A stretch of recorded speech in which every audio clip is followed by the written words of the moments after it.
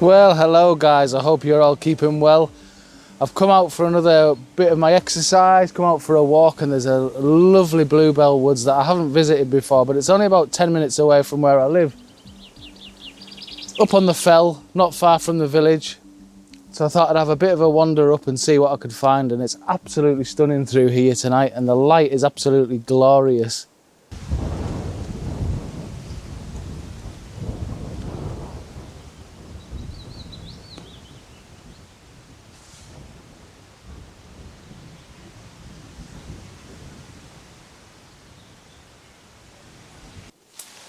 So through here, it's absolutely stunning tonight. So I'm going to try a couple of shots, maybe a landscape mode and maybe portrait orientation as well, just to see what works best.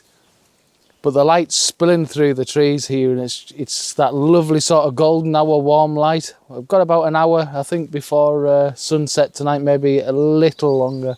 But already the light's nice and golden.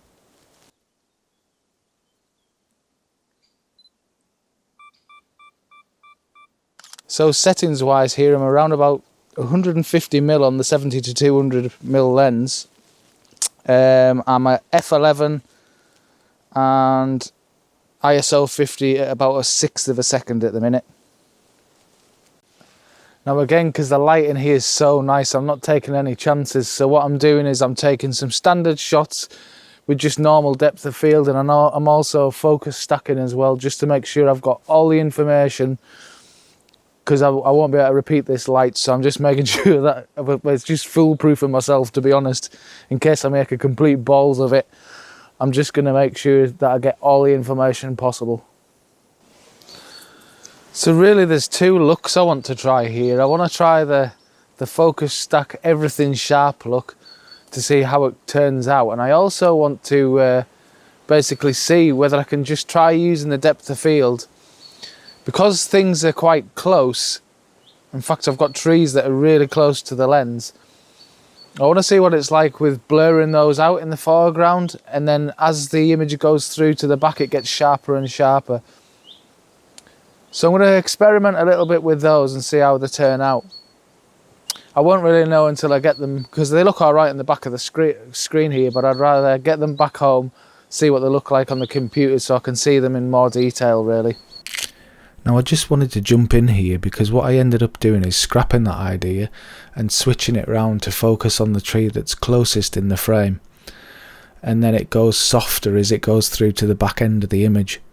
I just felt that it worked a whole lot better than the other idea I'd had in the first place. Now with this second image, what I'd actually did was took 5 separate images and focus stacked them. So I got sharpness from front to back, and looking at both of the images, I like them both, if I'm totally honest with you, and they both have their own merits, to be honest. I do like the sharpness from front to back in here, but the first image has got that softness about it, and it fades into the background, which I really do quite like. Okay, back to the main video. Now this actually came to my mind after having a discussion with Paul Johnson on the vlogcast that we've been doing. And he was saying that it's not always necessary to get everything sharp from front to back. It can be good to have the outer focus areas in an image. And it kind of got me thinking, so I'm going to try and experiment with that and see actually what it looks like. I mean, I do tend to do a bit of that anyway, but it was more that it came from him saying it. It kind of came to my mind more.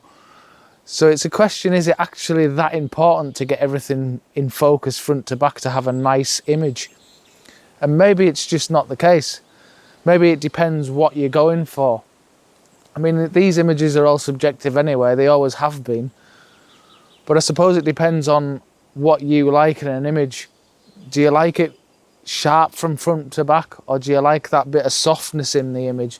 I mean, personally, I like the ethereal look in an image anyway.